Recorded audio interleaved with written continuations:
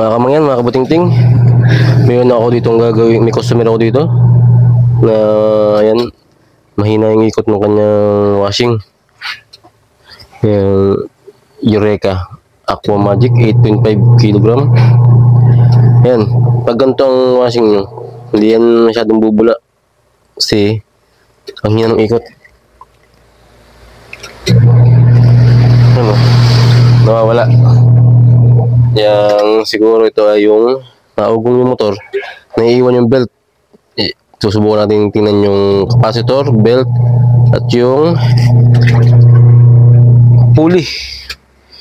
Tatlo yan eh. Pulley, belt, at capacitor. Diba? Sobrang lambot ng kanyang belt. Tapos pangit yung gantong pulley niyan. Yung pulley kasi niyan sobrang liit lang. Maliit kaya dumudulas lang. Kaya ang gawin natin dito ay yung pulley ay papalitan ng pulley. Ayan. Sobrang luwag. Kaya papalitan natin yan ng pulley.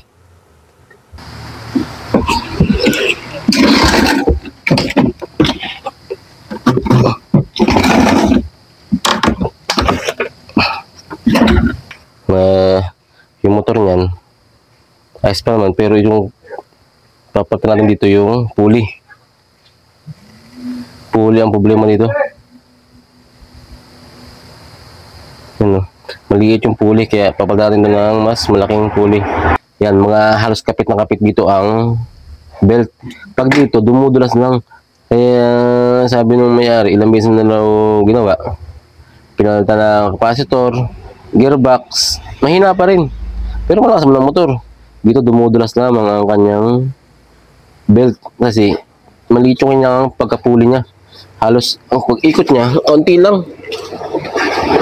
Ayan, ganyan lang. Hindi katulad nung malaking pulley. Ang ikot niya, malaki din ang ikot nito. Bago hindi siya dumudulas, gawa ng pag-ikot niya, kapit na kapit siya dito. Malaki kaysa dito. Ang liit lang ang pagkakapitan niya. Kaya ito, susubukan natin itong palitan. Papalit ko ito. Ito, ipapalitin natin siya. Itong pulley, light dito. At itong cover, ililipat natin dito. Parehas lang naman siguro siya ng cover. Kaya, nakalasin ko. Susubukan ko muna kung sakto. Yan. Ganito yan ang style, pero butas-butas ito, kaya ipapalit ko ito kanyang cover na puti dito.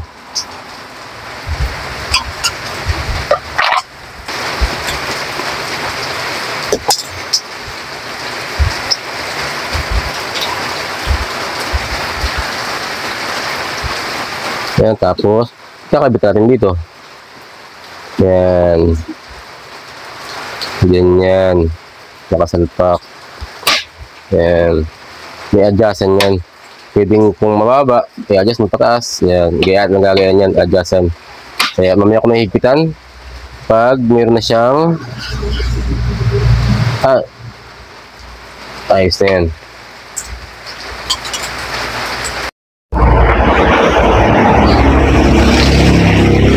Bali, ito na.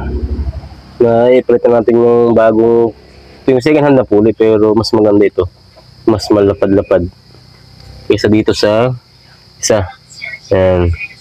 Malaki ang bilog nito kaysa dito.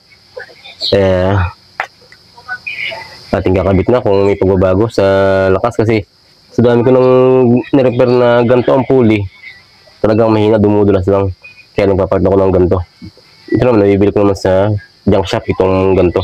Nabibili ko yan. Kaya kakabit ko na. Bali, nakabit na natin yan, yung motor. Bago yung pulley. Nagpal tayo ng pulley dyan. Yung gearbox, ginasahala natin. Nagpal tayo ng belt. Kasi luma na yung belt na yung dati, stock. Hindi man tayo nagpalit ng capacitor. Yung pa rin yung capacitor niya, stock yan. Kaya, pulley lang ating pinalitan dyan. Susubukan natin kung may pagbabago sa under niya. Bali, pulley lang ating tinignan dyan, pulley. Lagyan natin ng tubig.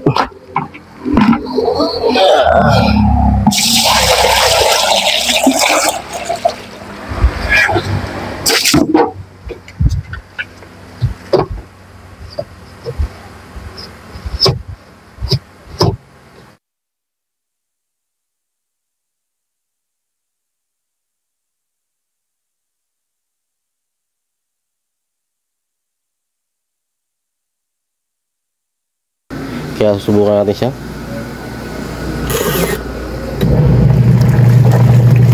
Yan, lakas na siya. Lalo pag naka strong wash. Kaninang hindi masyadong umiikot.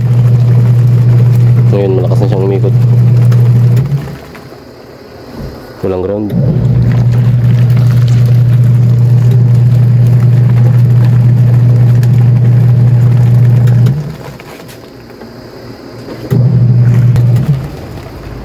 Yan, bali ito lang pinalitan natin.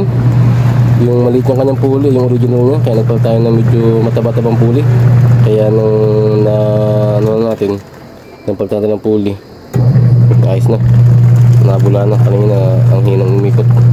Ayun, ang lakas na yan. Tuwa na yung mayari niyan. Yun lang. Mga kamangyan, mga kaputing-ting. Nakachamba naman tayo ng washing na mahinang ikot.